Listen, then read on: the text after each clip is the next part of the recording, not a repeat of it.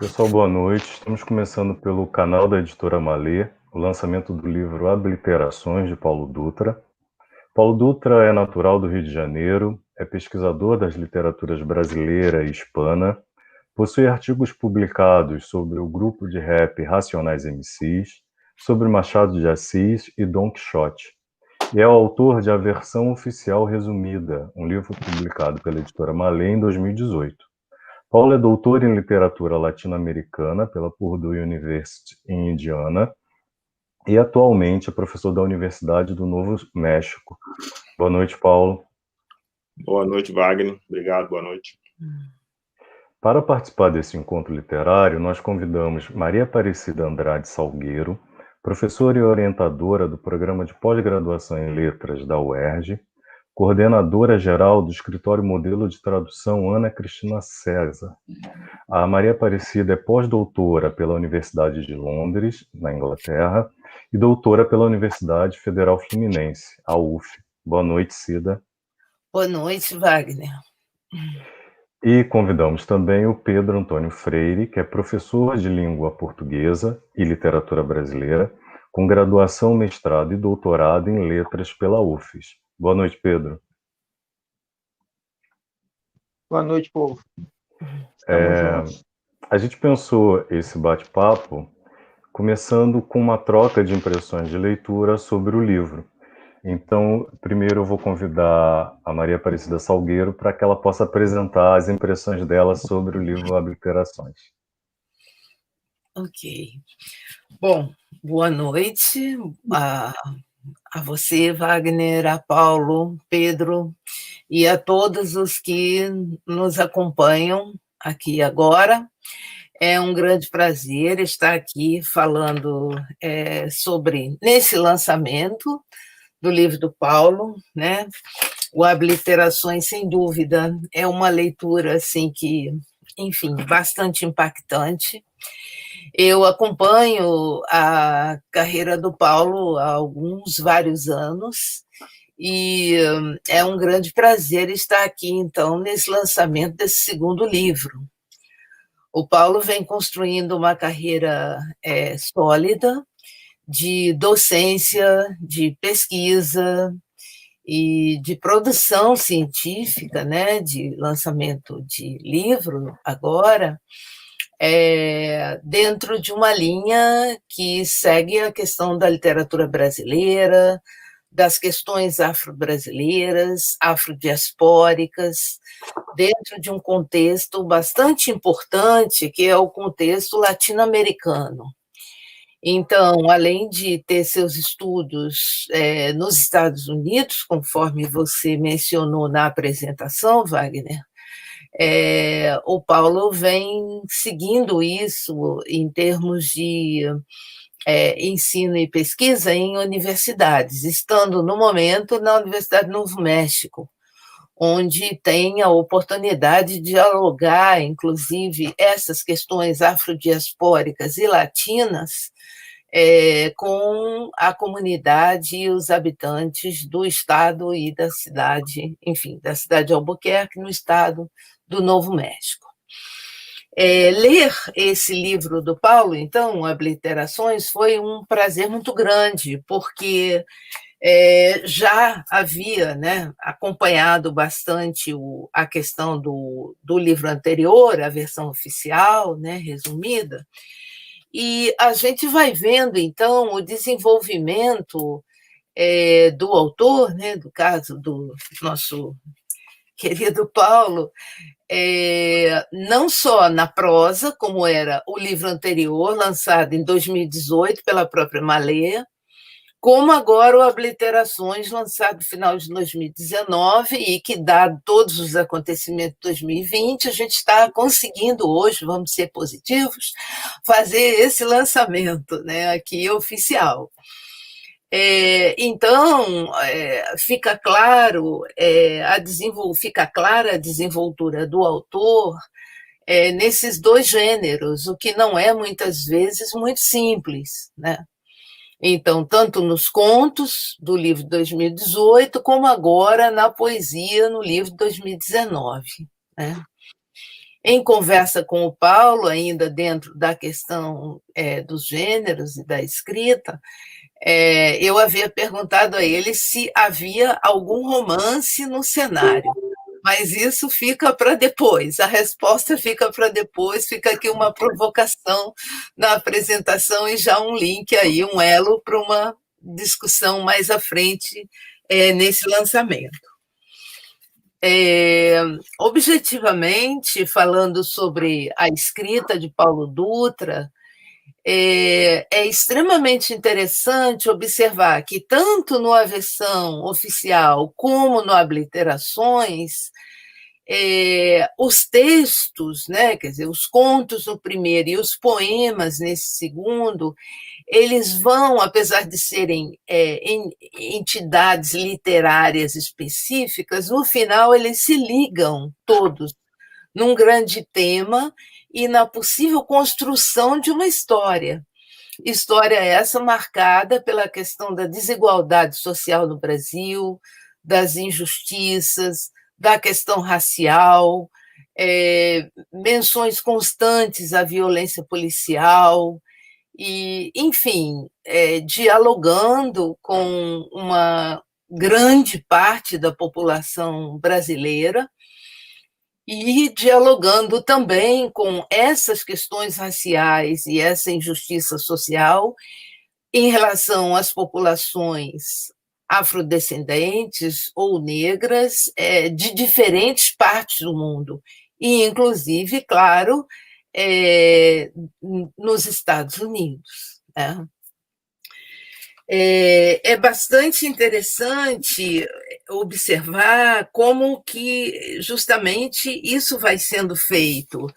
Quando eu conversei também com Paulo sobre essa construção das obras, né, eu perguntei a ele, quer dizer, me dá ideia, sempre fica assim, que, por exemplo, no Obliterações, que é o nosso foco mais específico hoje, mas eu muitas vezes estou ligando ao anterior para mostrar que tem aí uma sequência, uma consistência, uma organicidade de obra, se aqueles poemas haviam sido produzidos todos de uma vez ou aos poucos indo sendo trabalhados e tal, que tinha sido a minha sensação de leitora. E o Paulo mencionou justamente, não, entendeu? Quer dizer, isso mesmo, eu fui fazendo os poemas e depois retomando, e, enfim, uma produção aí ao longo do tempo. Então, eu considero isso extremamente rico e interessante, até pela forma com que ele vai fazendo isso, num diálogo, muitas vezes, até com uma literatura mais canônica, né, com determinados padrões ligados à produção poética, mais estabelecidos, mas, ao mesmo tempo, se revoltando contra isso, né? Se rebelando contra isso, reiterando o que fica muito, muito claro, né, já na apresentação feita pela colega da Universidade Federal do Espírito Santo, Maria Amélia Dalvi, quando ela, inclusive, faz uma paródia, né, dizendo que, ao invés do Jacques do Zola, fica no Paulo, né, eu recuso. Quer dizer, essa questão da recusa, da aceitação de uma situação, de uma sociedade que é colocada como dada, isso fica claríssimo em cada uma das leituras dos poemas, que não é exatamente a situação com ele, né, que ele não aceita. E isso já fica claro também no título, né, essas obliterações, né, um pan com a questão da obliteração e da aliteração e da recusa, enfim, essa questão permanece efetivamente ao longo de todo o livro. É claro que teria aqui vários outros pontos, eu vejo que meu tempo está aí meio caminhando para o fim, a gente combinou uns 10 minutos, mas eu queria mencionar 3 pontos apenas, e fazendo referência a poemas específicos da obra. Quando eu menciono, por exemplo, a questão da violência policial contra a população preta, contra a população negra, reiteradas vezes nos poemas, eu posso citar, por exemplo, o poema da página 61, Hoje de Manhã, Bem Cedinho. Quer dizer, ele trabalha, inclusive, com muitos elementos de poesia que se recusa a formas ditas obrigatórias e esperadas, né, nos poemas. E ele começa num diálogo justamente com Drummond, dizendo: no meio do beco tinha um caveirão no meio da travessa, tinha um caveirão no meio do larguinho, tinha um caveirão. E ele segue nesse diálogo. Depois, se eu tiver mais tempo, eu falo um pouco mais desse poema, porque ele tem, inclusive, se quem nos acompanha conseguir ver, tem toda essa questão que eu mencionei também, de uma poesia que segue, né, aspectos formais que dialogam com a poesia concreta, com poesias, com espectros da poesia brasileira, da primeira metade do século XX e da abertura do século XXI. Então, uma questão absolutamente atual. E, para fechar, eu queria apenas mencionar também, nessa questão de que ele não aceita, né, e se revolta, né, não acata padrões estabelecidos e retoma a questão da desigualdade social, o poema da página 77, o Ai Que Raiva, né? Em que ele demonstra o tempo todo essa raiva anafórica, endofórica e catafórica, né? Então, eu posso depois também, mais à frente, se for o caso, voltar ao poema para falar um pouco mais dessa minha leitura. Eu acho que falei aí um pouquinho mais que os 10 minutos, mas não quero invadir o tempo dos colegas. É isso, Wagner? Damos uma pausa agora e depois voltamos. Acho que estamos sem seu áudio. Tirei para não ficar com ruído. Agradeço a fala e passo agora a palavra para o Pedro, para que ele possa dizer suas impressões sobre a leitura do livro. Depois eu retorno. Ok. Bom, no meu caso, eu sou até suspeito de falar porque eu fiz o prefácio da versão e acompanho a trajetória do Paulo Dutra já há algum tempo, enquanto eu estava no mestrado e estava na graduação, e fomos parceiros de convivência, e acompanhei esse amadurecimento, se é o termo, né? Eu não gosto dessa palavra amadurecimento, né? Está próximo de cair do galho, quem está maduro, que não é o caso do Paulo, que está incipiente, né? Ele está começando praticamente a galgar esse caminho da ficção, uma ficção que digo, né, que é para lá de contundente, mas não é uma contundência pela contundência. Você vê no Paulo uma sinuosidade bastante competente, né? Ali você encontra de barbarismos a erudições variadas, né? E aí, o que acontece? Dentro dos barbarismos, que o nome já diz, né, já condiz a bárbaro, você tem aquele que não teve acesso ou que lhe é podado o direito a uma representatividade. E aí você traz à tona o bárbaro com as suas onomatopeias, né? Lembrando que as onomatopeias são coisas muito felizes, que a rigor são vistas como coisas ruins, mas elas originalmente representavam totens.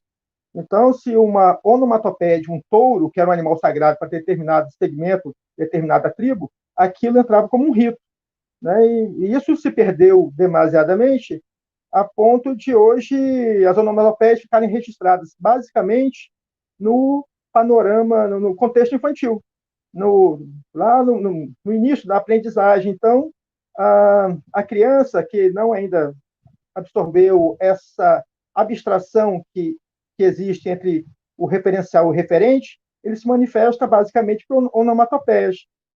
E aí, essas onomatopeias, elas, num contexto em que o Paulo trabalha a sua poesia no cenário, elas são extremamente relevantes, porque elas reinauguram novos totens, novas possibilidades de entendimento.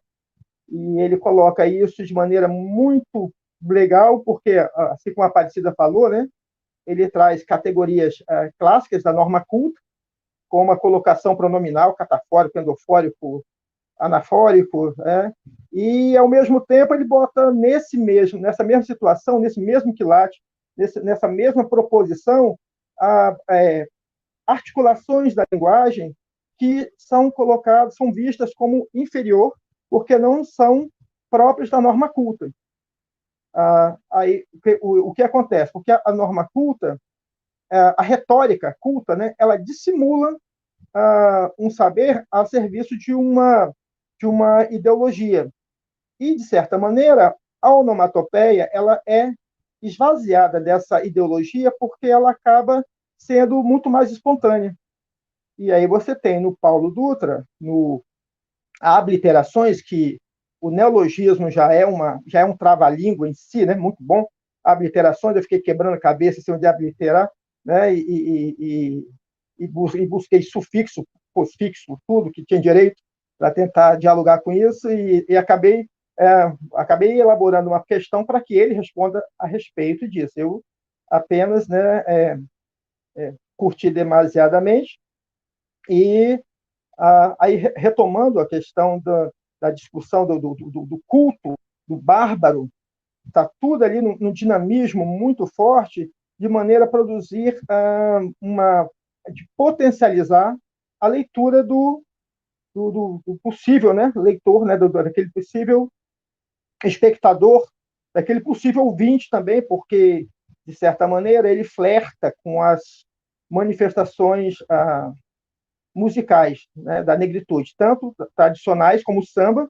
Você tem ali letras que dariam ótimas marchas, você tem letras que dariam ótimos raps, né? Se eu tivesse competência para isso, estaria uma hora dessa já, né, a todo vapor pensando nessas musicalidades. E isso ali você tem também as questões, uma questão muito bem colocada, por exemplo, eu queria, aproveitando a síntese, além muitas paranomásias, muitas anáforas, muitas metáforas, alusões, como a Aparecida mesmo lembrou aí, né, a maravilhosa a Drummond. Eu fiquei traumatizado, eu senti um certo estranhamento. Ela falou do caveirão à beira do caminho, mas eu fiquei ainda mais, digamos, bem estarrecido numa proposição positiva, com a alusão que ele faz a Drummond sobre eu preparo um caixão em que minha mãe me reconheça. Nenhuma mãe nos reconheça, eu preparo um caixão em que minha mãe não me reconheça.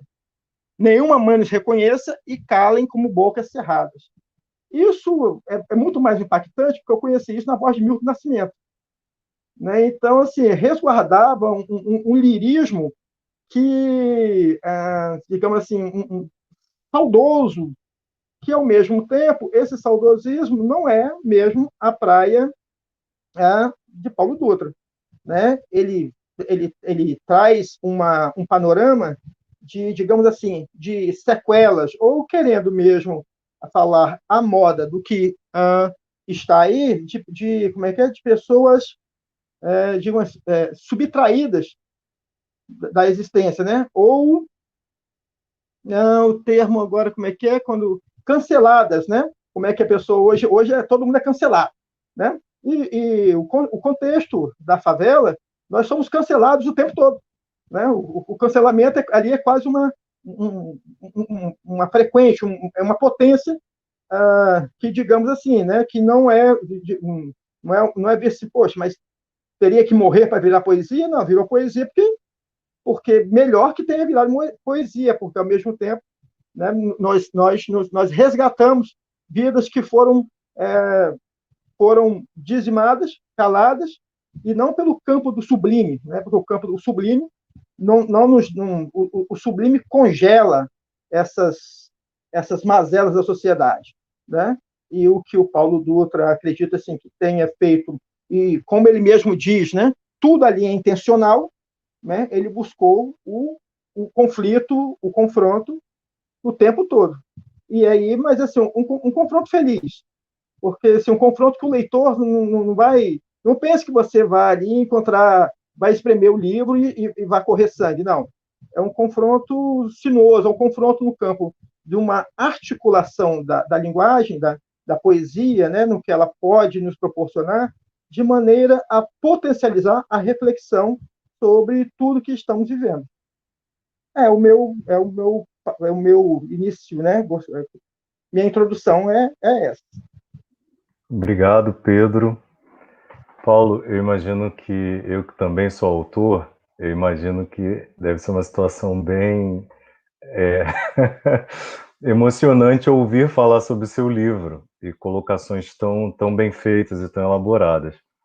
Bom, eu pensei nessa estrutura desse bate-papo que agora você pudesse falar um pouquinho sobre a confecção desse livro, né? Como que você constrói essa coletânea, mas muito também a partir do que foi dito pelos nossos convidados. Então a palavra agora está com você. Deixa eu tentar dar um sorriso, que é para ver se eu relaxo um pouco. Obrigado, Wagner, mais uma vez. Obrigado, Gazu, Pedro. Obrigado, minha querida Cida. Obrigado a todos os amigos presentes e a todos os amigos ausentes e as pessoas que eu não conheço, que talvez estejam assistindo, não consigo ver aqui se há alguém assistindo ou não. Mas falar sobre o processo de construção desse livro. Esse livro começou a ser construído, provavelmente, no primeiro dia que eu li alguma coisa, né? Porque eu aprendi a ler em um contexto de rebeldia mesmo, né? E contra qualquer possibilidade, né? Ou impossibilidade de aprender a ler. Eu aprendi a ler dessa maneira. E eu não vou contar a anedota, né, que eu tenho sobre essa minha aprendizagem de leitura, mas eu vou dizer que foi uma maneira de abrir as portas do mundo, né, por meio da leitura. Mas, indo a vias de fatos, né, sobre a questão da ideia do livro, né, quando eu passei a estudar o rap, né, como matéria acadêmica, né, como material acadêmico, né, eu descobri no rap um tipo de poesia com a qual talvez, apesar de toda a minha formação de todas as leituras de poesia mais tradicional, né, eu percebi que o rap me daria, né, essa liberdade, né, de encontrar meu próprio fazer poético, né. Então eu sempre tenho de confessar que eu devo isso ao meu contato com o rap, obviamente, né, que todas as outras manifestações artísticas, né, às quais eu, né, fui exposto, samba, né, todos os outros também, e a própria poesia está presente, né, mas eu tenho como, ou no momento que eu fiz o livro, né, talvez isso mude, né, mas eu tinha como um projeto poético, né, escrever poemas que cada um deles contasse uma história completa, né, não completa no sentido de que a história acaba ali, né, mas que haja pelo menos uma história ali que possa ser extrapolada, lida, desfrutada, não sei, odiada, o que seja, mas que ao mesmo tempo o livro inteiro, o livro como um todo, né, também contasse uma história. E eu fui, né, recuperando poemas que eu havia escrito. Às vezes eu transformei esses poemas, né, mudei mudei o ritmo, mudei a versificação, né? Porque eu já encontrei outro estilo, né? Talvez o meu próprio estilo, né? E aí eu repaginei muita coisa, mas também houve um momento, né? Talvez para quem leia o livro fique claro isso, né? Que houve uma confluência de eventos, um atrás do outro, que acabou também tendo uma influência muito forte, né, de eu ter um período de trabalho específico sobre certas obras, né, e acabar criando o livro, né. Agora, né, eu acho que clichê de autor, né, a gente acaba escrevendo um livro para a gente mesmo, né, talvez há certas inquietações, né, e a gente acaba escrevendo um livro e depois a gente tem que passar, né, acaba tendo que passar por esse crivo, né, da audiência, né, quando as pessoas leem, né, e obviamente, em geral, pelo menos no meu caso, os primeiros sempre foram as pessoas mais próximas, né, os amigos, né, Pedro, outros amigos, Cida também, mas eu acho que, de certa forma, não é, eu consegui fazer um livro completo, não é, mas há outros materiais ainda nos quais eu continuo trabalhando para outras possibilidades, né? Mas é um trabalho muito difícil, né? Porque você tem que lidar, obviamente, com as expectativas, né? O que é que vão dizer, né? Ao final das contas, depois, né? Mas ao mesmo tempo também muito gratificante, né? Não somente por estar aqui agora, né? Depois de tantos percalços para conseguir chegar a este momento,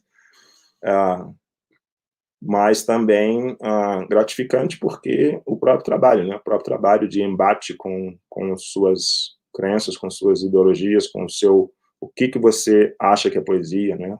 Qual é a sua relação com a literatura, com a escrita, né? E você acaba tendo que se debater com você mesmo, né? Não só com você mesmo, né? Mas como o Pedro disse, não é assim, uma guerra pessoal, um embate para me encontrar o meu eu, quem sou eu, não é nada disso. É muito mais mesmo um processo de começar o amadurecimento, né, Pedro? Porque os cabelos brancos já estão aqui, mas começar ainda o amadurecimento. Porque eu acho que, ao final das contas, também faz parte do processo de amadurecimento também, né? E eu preciso agora beber água, vou tomar café, porque minha voz já está acabando. A gente trocou uma ideia mais cedo e eu sugeri para você a leitura de alguns poemas. Então acho que a gente poderia começar por isso, né, também. Assim, você lê antes de chegar no momento das perguntas. O que você acha? Que tal, então, se, já que, né, já foi posta essa questão mais ou menos, se eu ler o poema que dá título ao livro primeiro? Ou você quer que eu siga a ordem que você Acho mandou? ótimo. Eu obedeço, se você mandar, eu obedeço. Não, pode. Okay. Segue aí eu a sua vou ler, ordem. então, o poema, né, que dá título ao livro, Obliterações. Né? A testa é uma pedra onde os gemidos sonham, sem cerveja adunca nem capim gelado. As costas são um tempo para lavrar a pedra, com postes de urina e luas e correntes. Chuvas azuladas sobre os corais, torcendo seus braços tenros, crivados de confete calibre 9mm, que desmembram sem sangrar. Tudo isso eu já vi. Porque a pedra ceifa sementes e ossadas, urubus e vira-latas de luz. Mas não dá vozes, nem geleia de mocotó nem vento, só muros e outros muros, sem praças. Tá lá na pedra o bastardo, mais um filho pardo. Já é ou já era? Olha só o barulho das nuvens. A vida cobriu o filho sem pai de enxofre corado e deu para ele um umbigo de saci pererê. Já era. As formigas entram pela boca. O mormaço lúcido afunda o peito. O amor enlameado de lágrimas de balão. esfria no auge do esgoto a céu aberto. Quem viu? Um silêncio fedoroso descansa. Aqui tem um corpo que endurece esfumaçado. Aqui não tem rouxinol nem pomba branca, nesse buraco cheio de furos sem fundo. Quem vai desamarrotar o manto sagrado? Aqui não tem música, não tem choro de meio-fio, nem quem espante os urubus e as varejeiras. Aqui só tem olhos inchados, secados, fechados, esbugalhados. Onde estão os homens de vozeirão que batem no peito e bramam fuzis, e acoturnam canelas, bundas, barrigas caras? Com quem sonham as ossadas? Aí é que eu queria ver.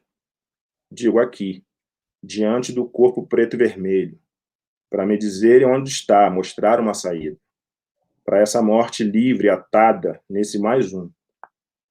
Aqui só tem aquelas mulheres, mães, irmãs, tias, avós, namoradas, vizinhas, pretas, cospem canos estilhaçados de fuzis, e que mastigam raiva e sangue. Do outro poema.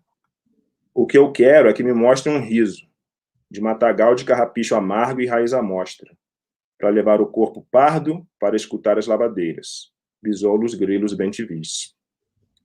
Encontrado na encruzilhada quadrada do sol, fingindo de moleque inerte com cachumba. Encontrado à luz do dia, ao canto das baratas, na fumaça congelada de asfalto quente. Aqui não tem aliteração a seco de correias, dentadas sem graxa que rangem metálicas clank, clank. Peças quadradas em buracos redondos aliterações. Aqui ninguém cobre com jornal. Não quero que se acostume com essa morte. Dorme, voa, descansa, com ou sem paz. Sem aliterações, sem obliterações. Pode ir, mano. Não esquenta, não. Água. Eu vou aproveitar que você leu obliterações e passar a pergunta do Felipe Fiuza. Paulo, você pode desconstruir o título após a leitura do poema? Não. Bom, eu estava conversando com pessoas sobre isso, e depois eu quase me arrependi do título, porque talvez tenha ficado ido em contra a proposta do livro, né, que é ser um livro legível, um livro de poesia legível, né? E aí eu criei esse jogo de palavras e talvez tenha criado confusão realmente para algumas pessoas. Mas, né, voltando à questão da construção do título, né, vou construir o título, óbvio, né, a palavra, né, o sintagma principal é ações, né, são as ações, né, a ação, e aí está a aliteração, né, e a obliteração, né. Como eu li o poema, né, eu espero que tenha ficado claro, não é? Que, na verdade, não é, a palavra aliteração não é suficiente, nem a palavra obliteração é suficiente. Então, eu combinei todas essas para criar essa palavra nova, que ela é, sim, a combinação dessas três palavras, mas, ao mesmo tempo, ela é mais do que isso. Ela é muito mais do que isso, né? Ela é... Para mim, ela vai ser uma coisa, e, obviamente, que para os leitores e para as leitoras vai ser outra coisa, né? Mas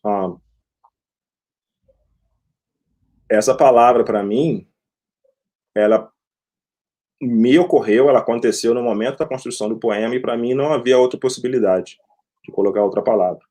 Ela praticamente me foi dada, né? Sem querer fazer menções sobrenaturais, mas a palavra praticamente me foi dada, né? E cobrou, né? Cobrou esses vários sentidos, né? Inclusive como o Pedro já mencionou, né? Cobrou essa qualidade de neologismo, né? Mas não um neologismo à toa, né? Parece que eu estou sendo arrogante, né? Que eu inventei uma palavra maravilhosa, mas eu acho que vai por aí, né? Eu acho que esta palavra, ela é muito mais do que a soma das três partes dela, né? Desta palavra.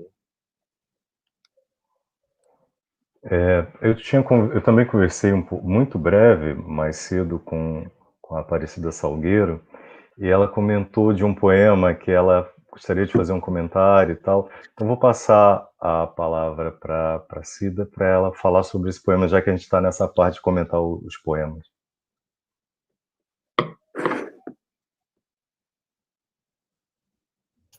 Obrigada, Wagner.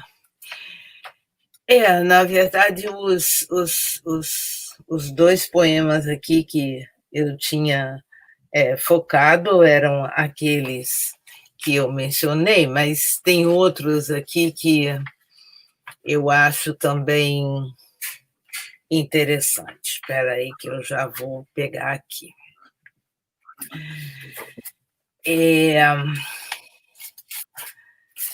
Que eu acho que tem a ver um pouco com tudo isso que nós quatro estamos falando, né?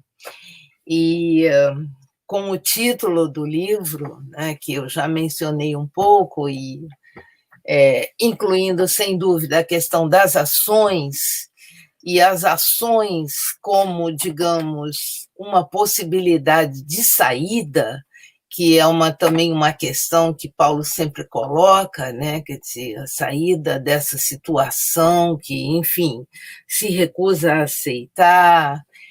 E um ponto também, quer dizer, o que eu vou colocar aqui, né, o poema, é uma pergunta que você acabou de também apresentar, Paulo, que você disse: o que você acha que é poesia? Né? E a questão dos embates, a que o Pedro também já tinha.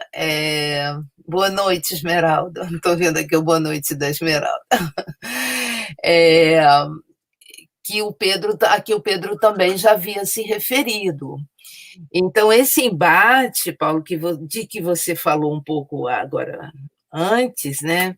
É um embate com a linguagem, com o discurso, e como que você vai justamente codificar, apresentar isso, né?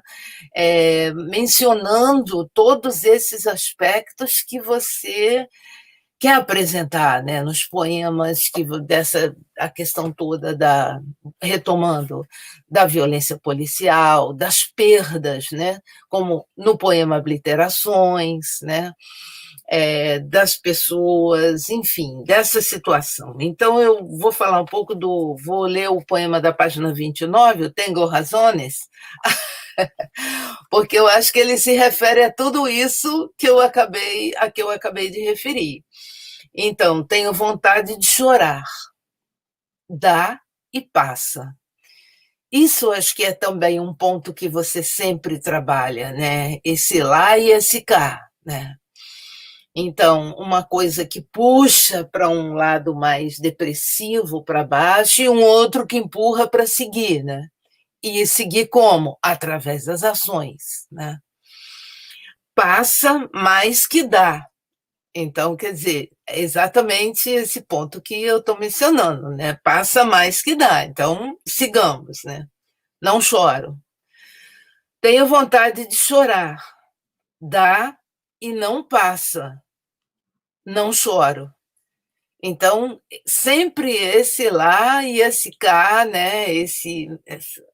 Tenho vontade de chorar, dá vontade. Tenho vontade. E como os versos também vão se reduzindo, né, em termos de número de linhas, né, de 4, 3, 2, 1, até a finalização, a rima, a métrica, você, quer dizer, a rima, a métrica, ponto, você com minúscula, e a colocação pronominal, que se foda-se. Então, veja bem, é o tal do recuso mesmo, né? Então, esse embate, como eu falei, né, eu acho que tem um embate aí com a linguagem, com o discurso, e como transmitir, apresentar tudo isso, todo esse impacto, né, dessa violência social, da violência policial, da desigualdade. E aí, retomando outro ponto que você tinha mencionado, a questão da leitura, né? Quer dizer, que a leitura, em muitos sentidos, representa dentro das possibilidades, e aí, sem entrar, claro, nas questões da importância da oralidade, né? É uma saída. Né? Era mais ou menos isso, Wagner, tentando juntar aí tudo que a gente está falando, né? Sim, se eu puder Posso falar, Wagner? Diga lá, Wagner é o mestre de cerimônias.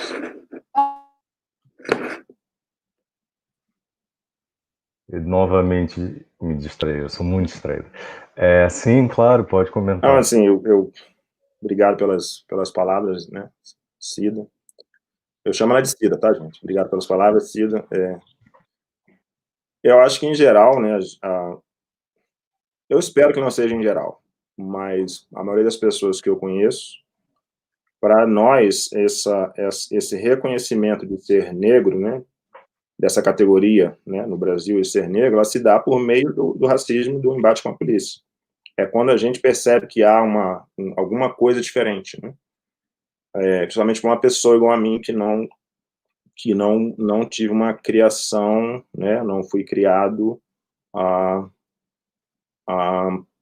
com nenhum tipo de conexão com ancestralidade, né? Eu fui descobrindo depois, né? Só que, como eu disse, o nosso contato com essa existência, né, dessa categoria, né, que inventaram para pessoas no Brasil, ela é feita por meio da violência, por meio do racismo, né? Só que hoje em dia, né, eu consigo ver que isso é a parte menos importante, né? E a poesia acabou também fazendo com que eu trabalhasse isso, né? Tá lá, né? Tá presente nos poemas, né? Mas, como você disse, há a saída, né? Há o embate com a linguagem, né? Há outras possibilidades, né? Só isso que eu queria falar, Wagner, sobre isso.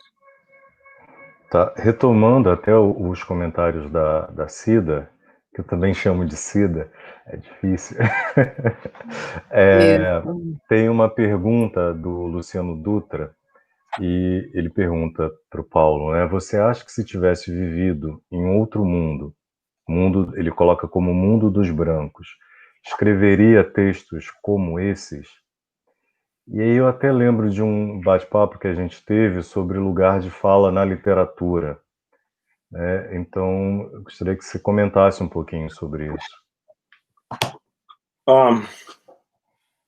Não sei, não é porque eu não vivi em outros mundos, mas de qualquer maneira, né, assim, estritamente falando, nós vivemos no mundo branco, né? Nós vivemos no mundo branco e eu já escrevi outro tipo de poesia, né? Eu tenho poemas, né, os quais são muito mais antigos, né? Como eu disse antes de eu lembro naquela vez, Wagner, que a gente fez aquela live, né, que eu falei que o rap me alforriou, né? Na questão da poética, né, o que é poesia, né, o que eu passei a entender como poesia, não é?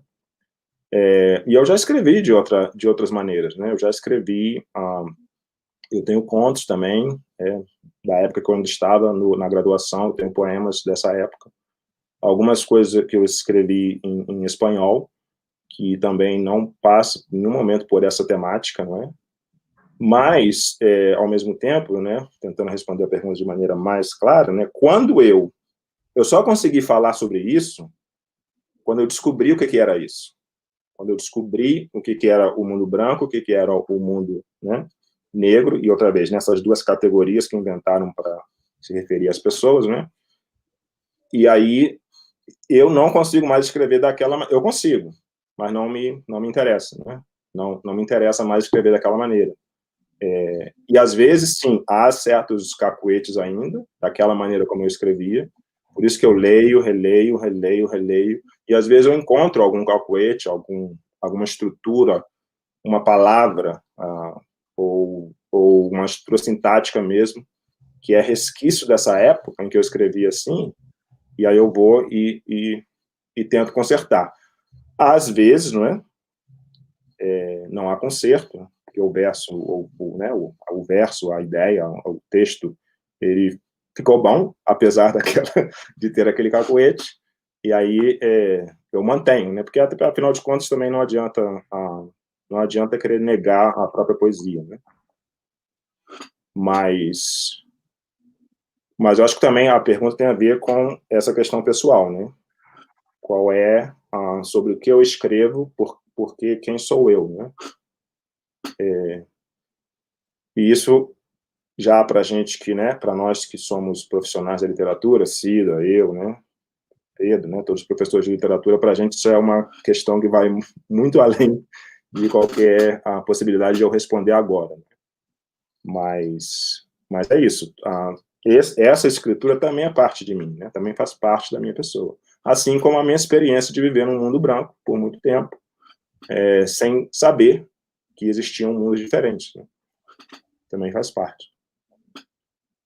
Tá, eu vou passar para o Pedro. Pedro, você gostaria de fazer uma pergunta para o Paulo? Ou um comentário? Sim, sim. Gostei da camisa.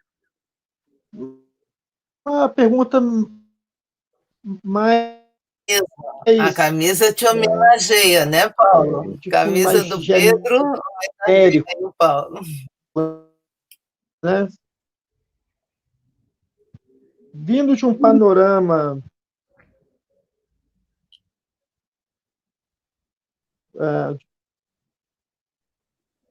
Oi? Gostou da camisa? Daí, como é que você se colocaria perante essa ideia, assim, de contexto de pandemia?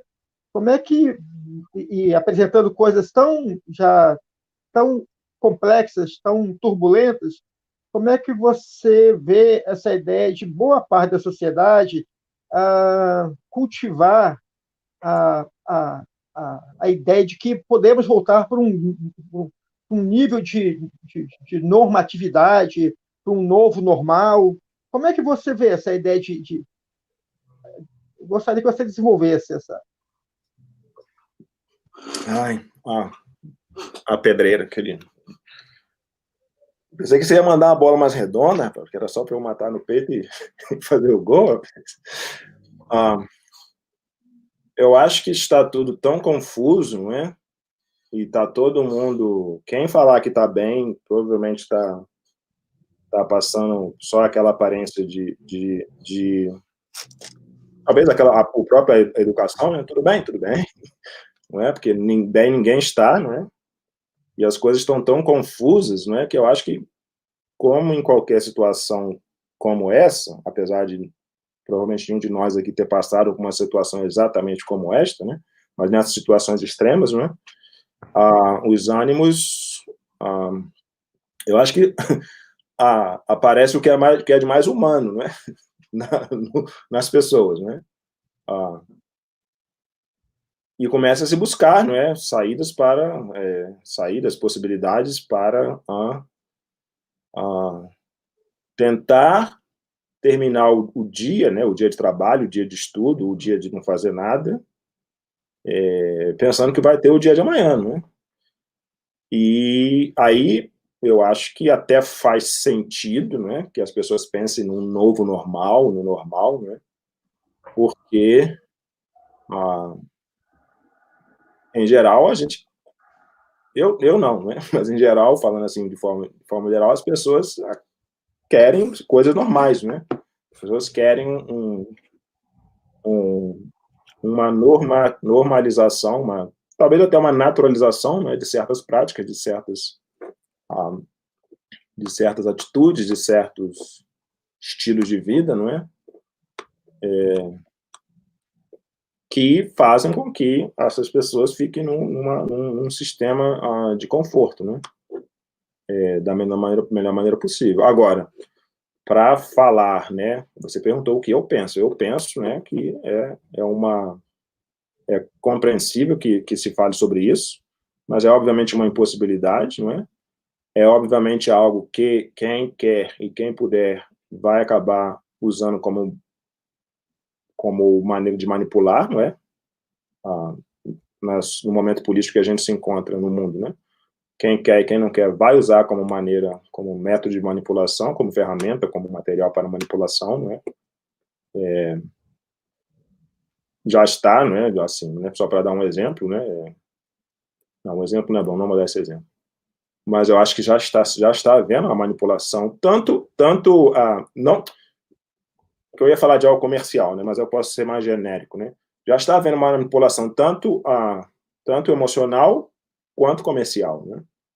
sobre as expectativas das pessoas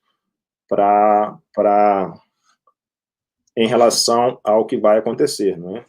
Eu costumo dizer, eu acho que eu conversei com uma colega outro dia, para quem não sabe, eu trabalhei de vigilante, né? Aquele vigilante que anda com aquela fardinha e de revólver, né? Na cintura, e eu trabalhava 12 horas, né? E um vigilante, em geral, a função dele é ficar ali parado e que as pessoas te vejam, né? E são longas 12 horas, não é? Que é extremamente difícil você ficar 12 horas sem fazer nada, mas, ao mesmo tempo, tendo que estar ali para que as pessoas vejam que você está ali, né? E é uma angústia muito grande. É uma angústia muito grande. E a minha postura, neste momento, em relação ao que está acontecendo, é isso. Em algum momento, essas minhas 12 horas vão passar, não é? E aí eu vou descansar de 36 horas, mas essas 12 horas vão voltar. Ou seja, eu não acredito no novo normal, né? Nessa questão do novo normal. Isso é um sem querer faltar ao respeito com as pessoas que pensam assim, isso é um pensamento desesperado mesmo, né? Mas, ao mesmo tempo, que também, como quase tudo, né, está sendo usado como material para manipulação emocional, comercial, política, né, no momento. E você, Pedro, o que você acha?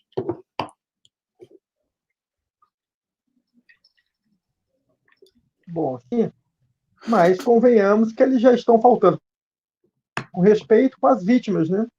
Uhum. Porque eles não estão levando em consideração que quem perdeu entes queridos, né? Pessoas do convívio e de afeição múltiplas, nunca estão pano numa situação tão catastrófica quanto essa, principalmente num cenário tão pouco promissor como é o brasileiro atualmente, né? Que potencializa as desgraças, né? Então, não dá, né? É como pedir para que, em outras tragédias anteriores, né, que esqueçamos a ditadura, esqueçamos isso ou aquilo, e tentemos recomeçar do nada. Ninguém começa nada do nada, né? Porque o nada nem existe, nem sequer o tudo, muito menos o nada, então ninguém começa nada pelos extremos. É essa a concepção, é isso que é essa, uma certa mágoa, né? Por isso a provocação. Não, claro, a mágoa é compartilhada, a angústia também, não é?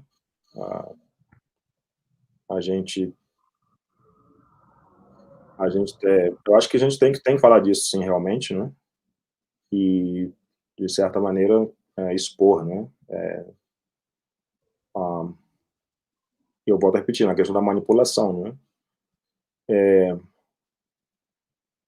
Só que, não, você já falou sobre isso, eu prefiro não falar sobre as mortes, porque elas estão aí, né? Todo dia eu olho lá no meu celular para ver o número e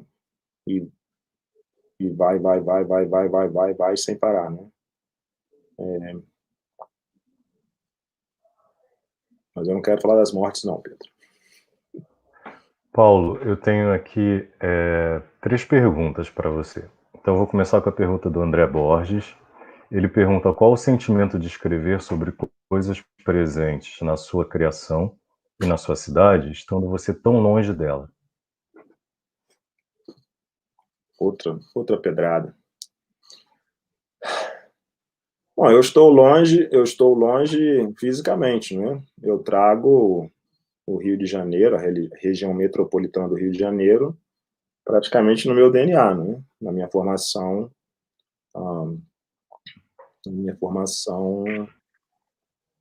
de caráter mesmo, de pessoa, né? Mas para tentar responder a pergunta, eu não escrevo com sentimento, não, né? Eu espero o sentimento passar para depois escrever, né?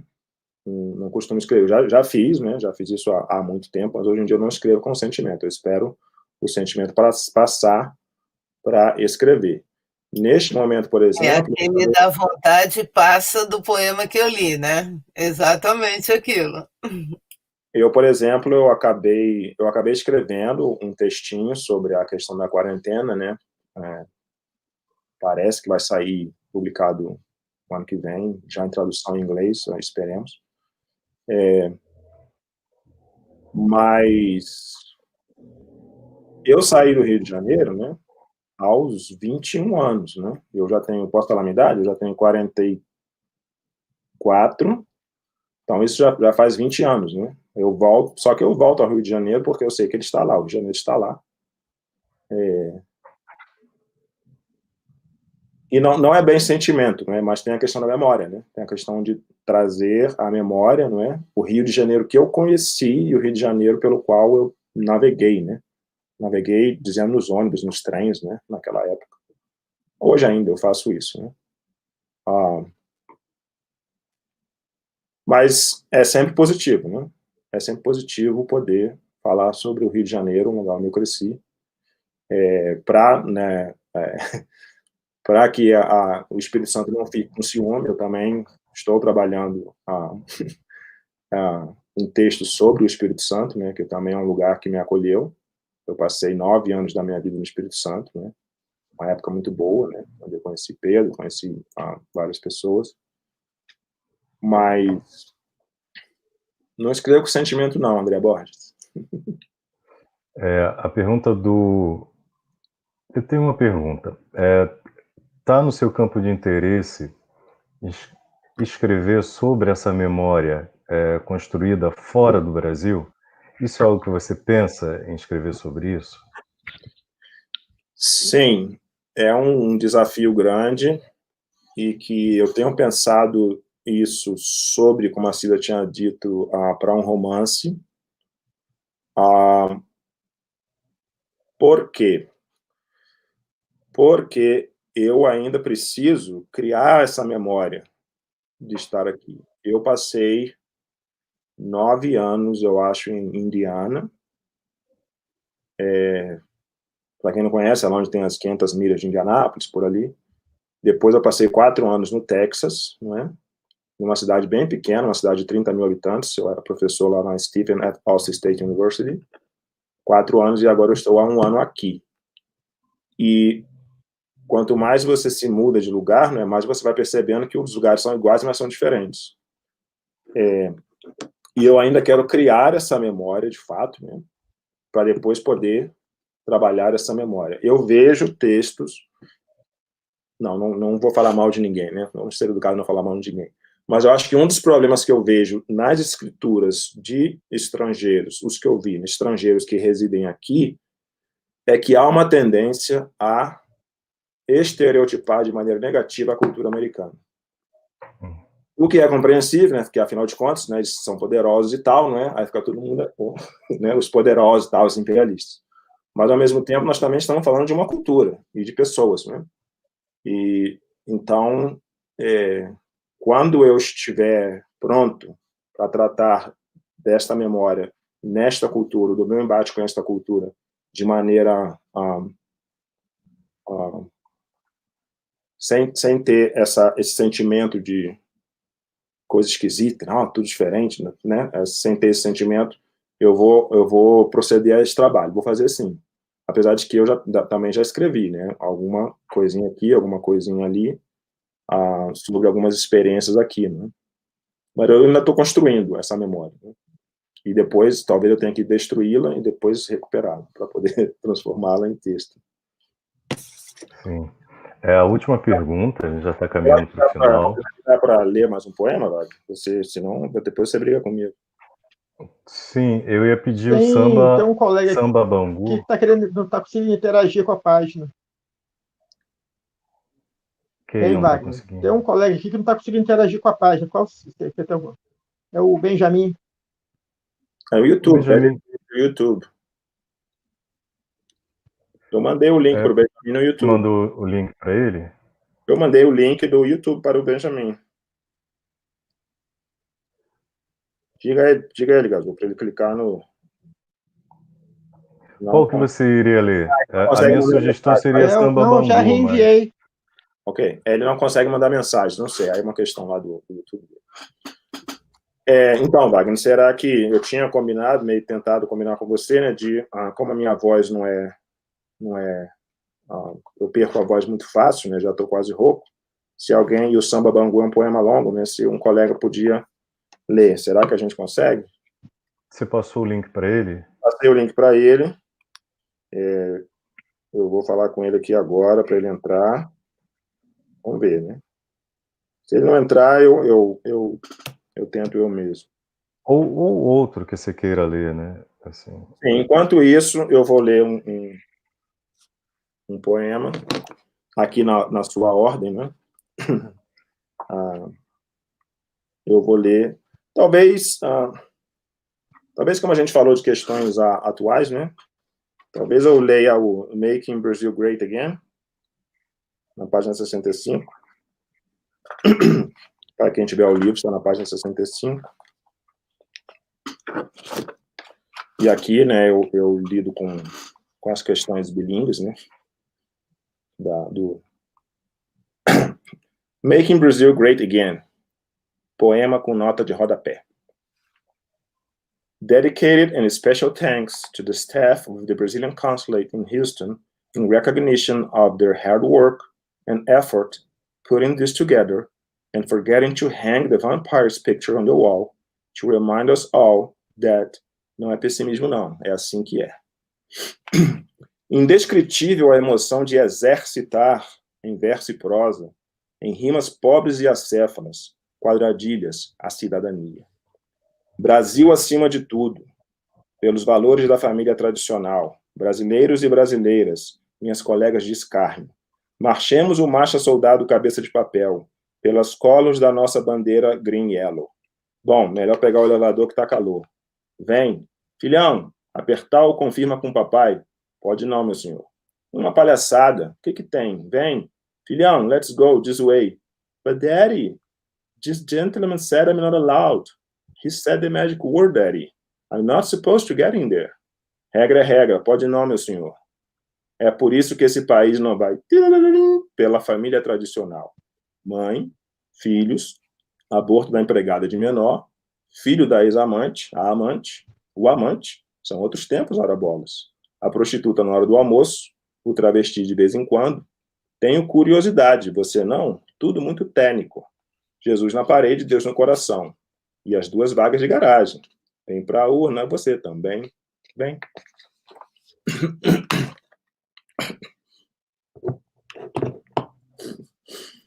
Acabou.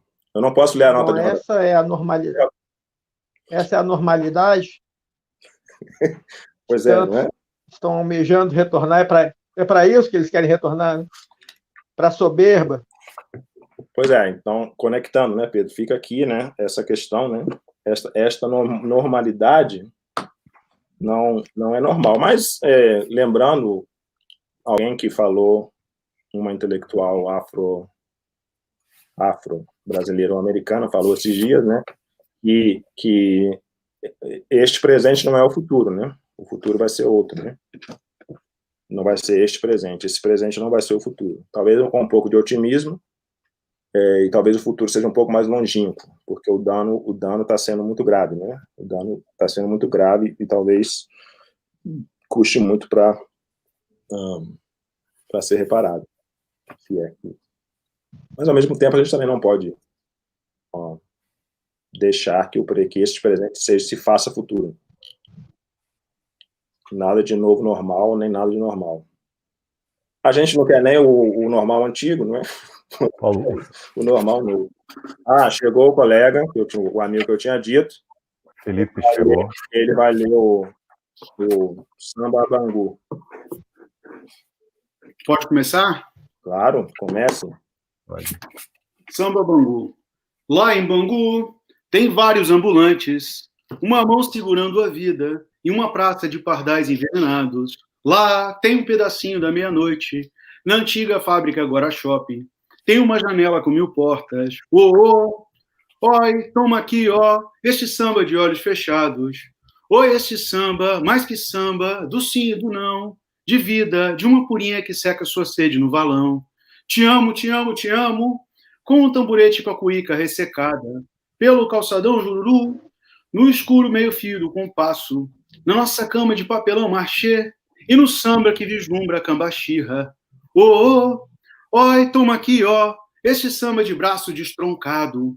Oi, este samba, mais que samba, do sim e do não, de vida, de uma purinha que seca sua sede no valão.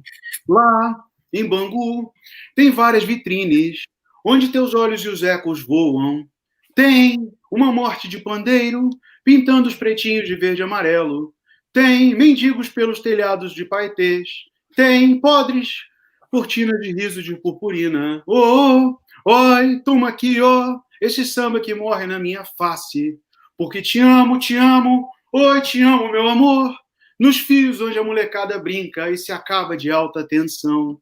Sonhando novas sombras de luz, pelos murmúrios da tarde morna.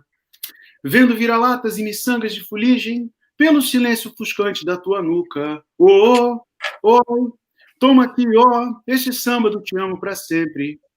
Oi, esse samba, mais que samba, do sim e do não, e de vida, de uma purinha que seca sua sede no valão. Lá em Bangu, vou dançar com você, com uma fantasia que tenha pé de cachoeira. Olha só, minhas canelas de absinto, vou deixar minha boca nas tuas pernas, minha alma em plumas e outdoors, e no molejo desengonçado dos teus passos, quero, meu amor, deixar tamborim, catacumba, as rimas deste samba. Lá em Bangu, tem vários ambulantes, uma mão segurando a vida e um pardal de praças envenenadas. Lá tem a meia-noite de um pedaço da antiga fábrica, agora shopping. Tem uma porta com 1000 janelas. Oh, oi, toma aqui, ó, este olhos de sambas fechados.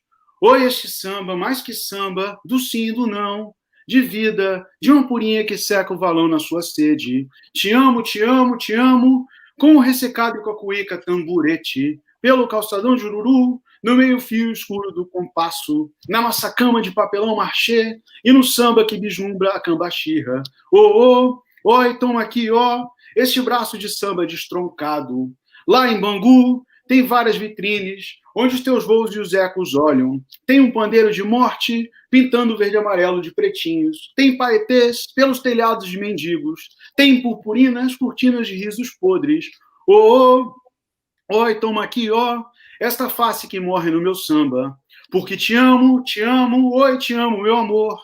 Na brincadeira desta alta tensão, onde os filhos moleques se acabam. Sonhando luzes novas de sombras, pelo morno dos murmúrios da tarde.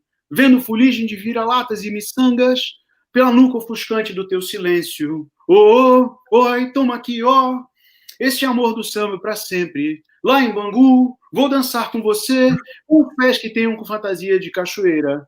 Olha só, meus absintos de canela. Vou deixar minha boca nas tuas pernas, minha alma em plumas e outdoors. E no passo desengonçado do teu molejo, quero, meu amor, deixar samba e tamborim e as catacumbas desta rima.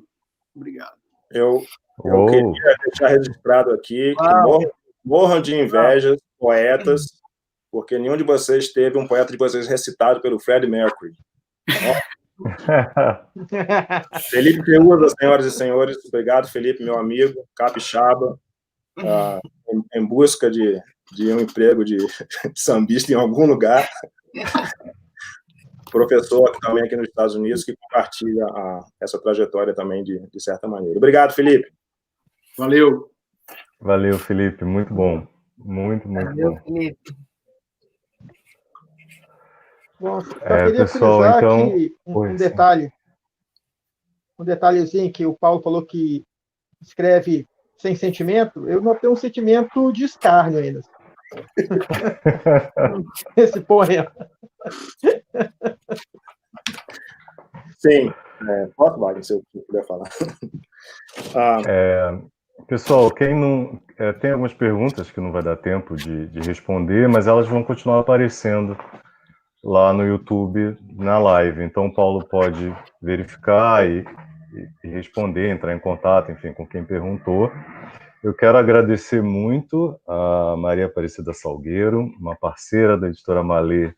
Desde o início, eu posso dizer isso, porque foi desde o primeiro livro que a gente publicou, foi o livro História de Leves Enganos e Parecenças, da Conceição Evaristo. Com o maior prazer. Agradecer também muito ao Pedro Gazu, que conheci hoje, e agradecer ao Paulo Dutra por ter escolhido a Malê para publicar os seus livros. A gente já está preparando as edições em e-book dos 2 títulos, ainda esse ano, então quem não estiver no Brasil vai ter mais facilidade para ter acesso aos livros. E passo a palavra para você, Paulo, para você encerrar. Eu que queria agradecer mais uma vez, Wagner, né? A gente sempre é importante destacar o trabalho do Wagner da Malê, não é? Com esse trabalho importante, necessário, e coloquem aí mais uns 200 adjetivos na frase. Agradecer a presença de todos e de todas também, né? As perguntas, infelizmente não deu para responder todas, mas nós estamos aí. Agradecer ao meu querido amigo Pedro Gazu pelas provocações, das quais eu me esquivei muito bem, diga-se de passagem. Um grande abraço para Cida, muito obrigado, Cida. Um abraço ao meu amigo Felipe também, né, que topou a tentar criar um samba a partir do meu poema, e que talvez seja uma coisa que eu tivesse, talvez nas respostas tivesse dito, né, nos meus poemas, né, eu prezo pelo ritmo e pela poesia, né, do rap, né, mas eu também queria que o leitor e a leitora acabassem criando o seu próprio ritmo, a sua própria possibilidade de leitura dos poemas, né, e como vocês viram aí, né, ficou aí o exemplo do Felipe. No site, no Instagram da Malê, não é, tá lá uma gravação, o Wagner colocou lá hoje, não é, Wagner? Que talvez era para eu ter lido aqui, uma gravação de eu lendo o poema Próxima Estação, que é um dos meus favoritos também, infelizmente não deu para falar aqui, e o Wagner também tinha pedido para eu ler o Foi Tiro pra Caralho, mas não... Mas se você quiser, você pode encerrar lendo um poema, e aí a gente fecha. Ok. Já agradeci a todo mundo, né? Agradecer ao Wagner, agradecer a todo mundo. Muito obrigado mais uma vez. Eu continuo nervoso, então acho que eu vou ler o poema, que é para poder... Se você quiser, eu leio esse, Paulo. Então leia, por favor, Pedro. Se o Wagner permitir, o Pedro pode ler, por favor. Beleza, vamos. Travou. Vamos lá. Foi tiro pra caralho. Eu não gosto de palavrão na poesia, mas foi tiro pra caralho. Tiro pra caralho. Tiro pra caralho. Tanto tiro que perdi as contas, perdi a métrica, perdi a réplica. Foi tiro pra caralho. A rima já vem pronta, já vem preta, já vem prenta. Foi da dor. Essa sim sai no jornal. Tiro pra caralho. Agora fica a expressão numérica. Primeiro, a multiplicação dos tiros. Foi tiro pra caralho, que está dentro dos colchetes, depois a adição dentro dos parênteses. Dessa forma, os eliminamos. Tiro pra caralho. Fica tiro pra caralho dentro dos colchetes. Tiro pra caralho. Aqui, tiro pra caralho. Eliminamos os colchetes, encontramos o resultado da expressão numérica. Tiro pra caralho. Caralho. Caramba. Muito bem. Eu gosto dessa redundância. Obrigado. Agora você lê a Próxima Estação, Paulo? Diga. Agora você lê o outro, porque era esse e o outro. Eu posso ler, então, a Próxima Estação. Acho que agora você deu uma respirada com a leitura do Pedro. Página 37. Ok. Próxima estação. Próxima estação, Magalhães Bastos. As portas abrem e as caixas de pernas pardas, sacolas e pacotes num vai-vem monótono, frenético de fragmento de uma tarde só, inundam o salão de janelas que se bifurcam. Olha a água, olha a água, olha a água. Latão é 5, latão é 5. Ô água, coca, ô água, coca, água. Só paga 3 na minha mão. Moedas dobradas de sujeira, notas encardidas de mão tilintam. No meio do atropelo de cheiros que se escutam, de palavras, murmurinhos, gritos que se completam. Lá fora, em qualquer loja, o senhor ou a senhora vai pagar. Olha a água, olha a água, olha a água. Latão é 5, latão é 5. Ô água, coca, ô água, coca. Só paga 3 na minha mão. Hoje, aqui na minha mão, o senhor ou a senhora vai pagar só R$10 na promoção. Boa tarde, desculpe interromper a sua viagem. Venho aqui trazendo, esse produto, Olha a água, olha a água, olha a água. Latão é 5, latão é 5. Ô água, coca, água. Ô água, coca, água. Só paga 3 na minha mão. Mas, vendedor, e se for mancha de gordura? A senhora, o senhor vai perguntar. Não tem problema, meu senhor, minha senhora. Essa fórmula exclusiva só eu que tenho, Limpa as manchas é mais difícil. Olha a água, olha a água, olha a água. Latão é 5, latão é 5. Ô água, coca, água. Ô água, coca, só paga 3 na minha mão. Dobras sujas de moedas, mãos encardidas te limpam de notas. No meio do cheiro que se escuta nos atropelos de palavras, murmurinhos que se completam gritos. Lá fora, em qualquer loja, o senhor ou a senhora vai pagar. Próxima estação, Realengo. As portas abrem e pernas de caixas pardas, sacolas e pacotes num vai-vem frenético, esvaziado de tarde de um só fragmento de monotonia que bifurca o salão de janelas, se abafa. Olha a água, olha a água, olha a água.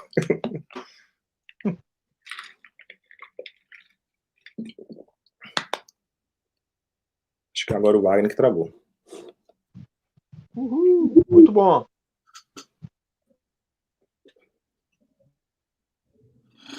Até a próxima. Palmas. Até a próxima, povo.